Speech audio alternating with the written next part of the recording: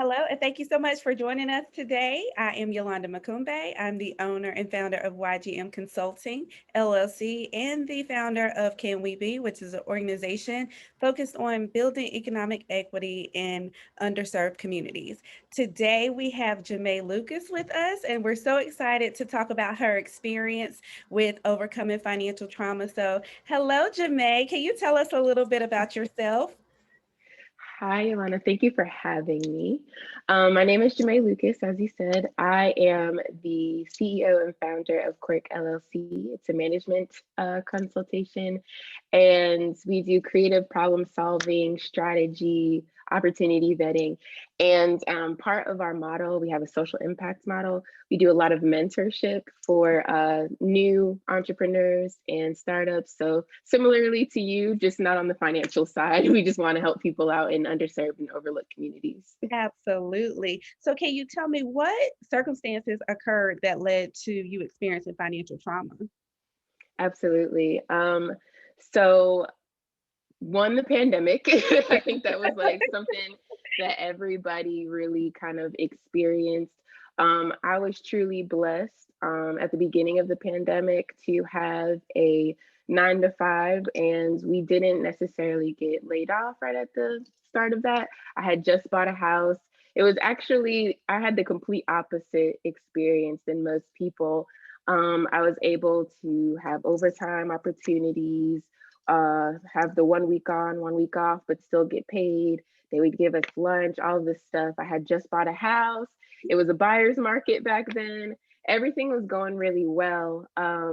I had like a nest egg, and certain costs for my house didn't amount to what I thought they did. So I had a lot left over to go ahead and furnish it, get some things fixed up. And I think where I went left was was as time progressed on, I still had the money saved up, but I was like, okay, well, let me go ahead and get everything that I need right now because I'm a type of person where I want to see everything in this space. Yeah. And then I can build my nest egg back up. So I went, spent that money, and then in September of last year, 2020, I lost my job.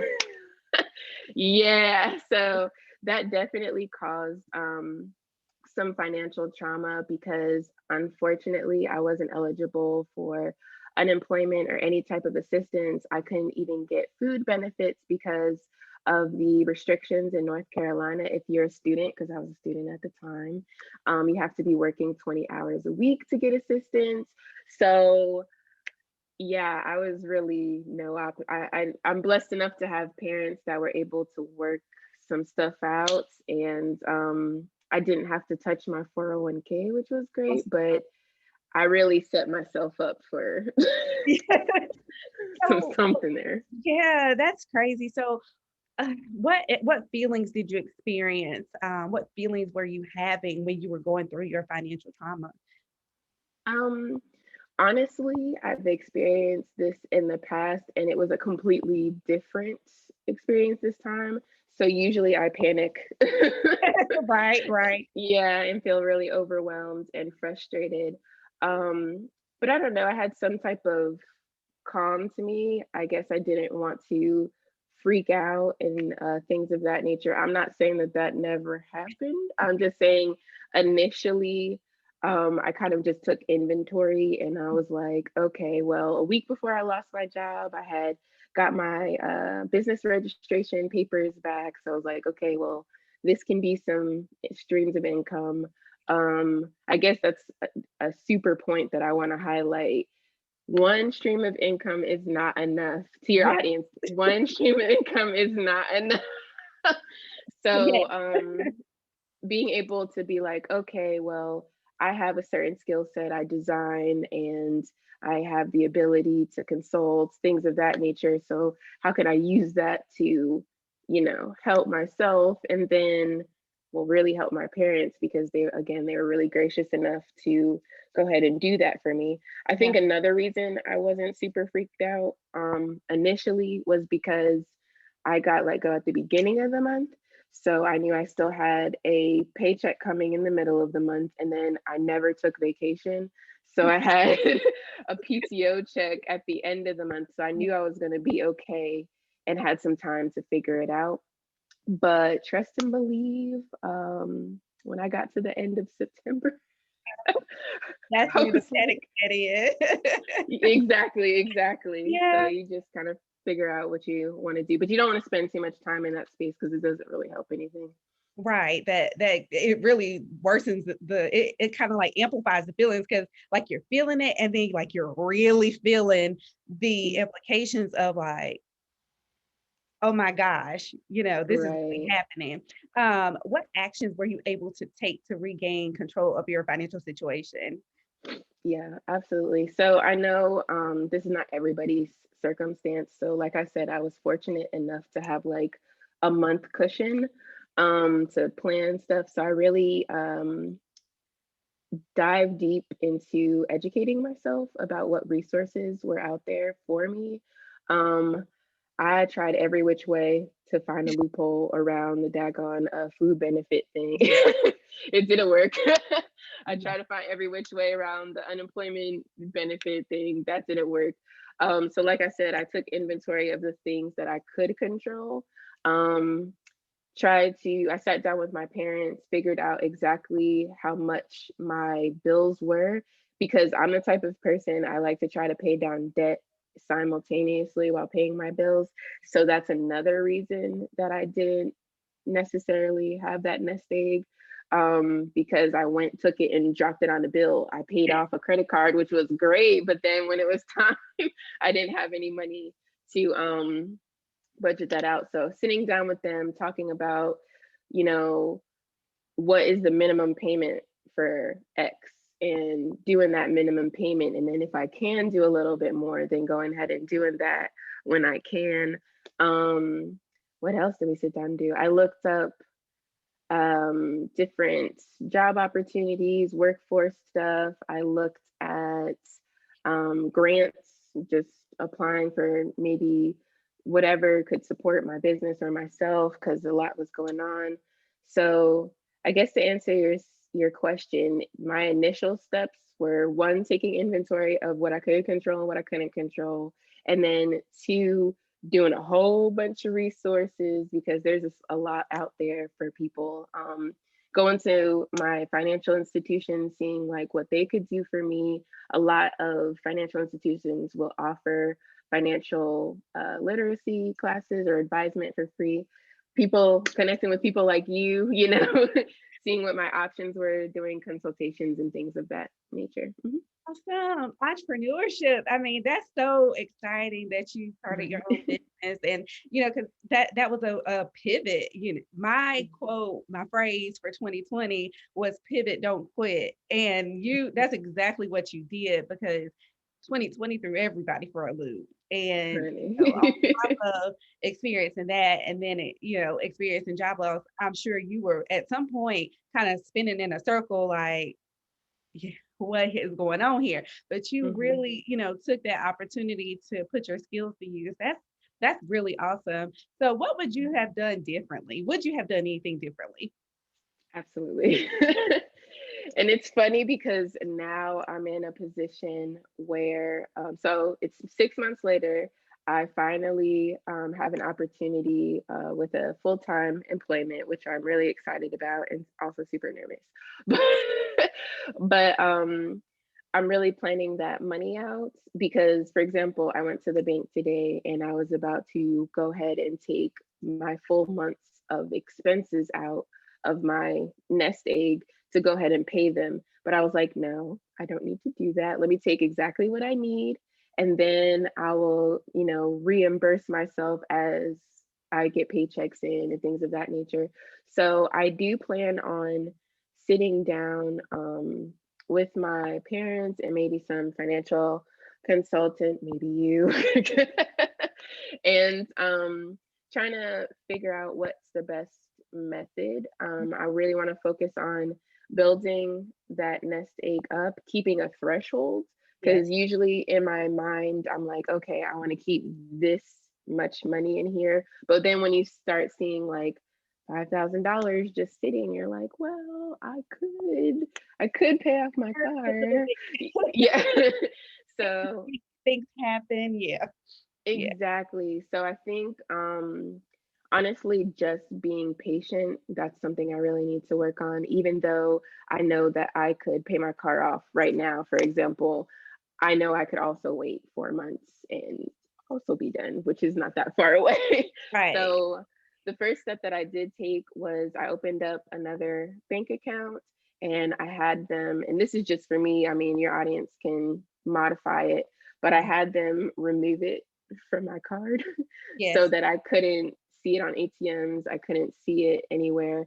So if I need to go to the bank, or like basically I can't touch it. Like there's no access. I can't withdraw from it unless I go into the bank and say, "Hey, what is the balance here?" And I don't plan on touching it. I have several different accounts. I try to label the different accounts for what Yep. they're going to be.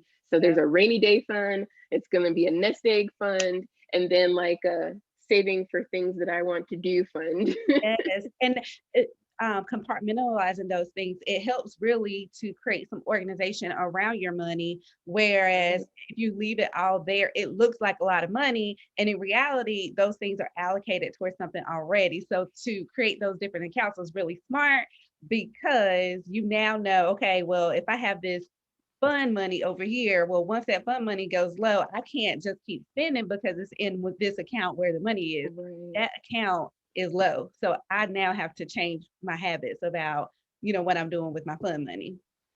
So yeah, Hmm. that's a very smart thing. What advice would you give somebody who was experiencing financial trauma right now? Mm. Be be patient with yourself, give yourself grace, because this is just a part of life. Mhm. And um, you have more control than you think you do of the situation. Um, and then that's like my motivational advice on the tactics. You guys, this is my unsolicited advice. I would mimic the business models of these big corporations. So, for example, Amazon, Apple Music, Spotify, Netflix, whatever, they got you on a subscription model. You don't even notice that $5 come out your account. Never, never. So, if your financial institution does funds transfer, or if they do something where you can take your payroll and put it in a certain account that you can't touch, you don't know, it just comes off the top before you can even have access to it, do that, because you're going to turn around and you're not even going to know that it's there. Um, Another tip that I've seen and I've started to use, if there's a denomination of money that you don't care about, pennies, nickels, coin, or like $5 bills, $1 bills, tell yourself not to spend them, like put them up. Just like anytime somebody gives you a five, put that away. Just put it somewhere where you don't touch it. Mhm. And you'd be surprised how much that turns over after a short amount of time. I used to take like every pay period, I used to take a roll of quarters and just put it up. Yes. Yeah. Cause like, who in the world gonna go to like a grocery store or something and be like, wait a minute, crack it open and start? Yeah. Now paper money, I'll spend that. So Yeah. that's why I had to do coins. So you have to just know yourself Yeah. and get creative, because I like to spend money, but I got to a point where I gamified saving. Yeah. So I look forward to getting paid, and I would take a third of my paycheck and pay myself, you Mm, know, a third. and yeah, a That's third. awesome. Yeah. And I know you got to like ease your way into that. So if you are a religious person or a spiritual person, for example, you tithe, you give 10% to God. Well, do that. Like treat yourself like the government. The government is going to take 30% of your check. Yep. So Why you just gonna pay everybody else but not pay yourself? That's exactly. That's that's all so, I'm saying. yes, that is so on point. Um, I'm so grateful that you were, brought your experience to talk today and really share how you overcame, because a lot of people, they get in the situation, and sometimes their mindset just keeps them there. And it's really hard to then unlearn some of the things that Right. or unlearn some of the habits that you been accustomed to, like spending money like you want to, and really start to adapt to your new financial situation, whatever that looks like. And Right. I think something that you said was very important is to be patient with yourself and give yourself grace. If we knew up front that we would experience financial trauma in the way that we, may experience it sometimes, we'd absolutely do things differently. But when you're in the throes of life and things are going well, you get kind Mhm. of risky on yourself, and you're like, oh, Mhm. I can make up for this later. But first and foremost, I think taking care of you, doing that however much it works for you. So, she was aggressive. She did a 1/3% or a 33% of her paycheck, but maybe that's not okay for you. Maybe you can do Right. $25. Maybe you can start with $5, but starting somewhere is really the first step. And once Mhm. you get that habit going, you can really add a layer of protection so that if Absolutely. something else happens, your mindset is different, your habits are different, so you can pivot in a different way, and it doesn't completely ruin your financial situation. So thank you Mhm. so much for sharing today. Yes. Quirk, KWERK LLC.com is how you can reach Janae if you have any type of marketing or management needs. And she, I know, is going to be very excited to help you. And of course, you can Absolutely. reach me, YGMConsultingLLC.com. And I'm more than happy to help you with your financial needs. Thanks and Mm. have a great day. Thank you guys.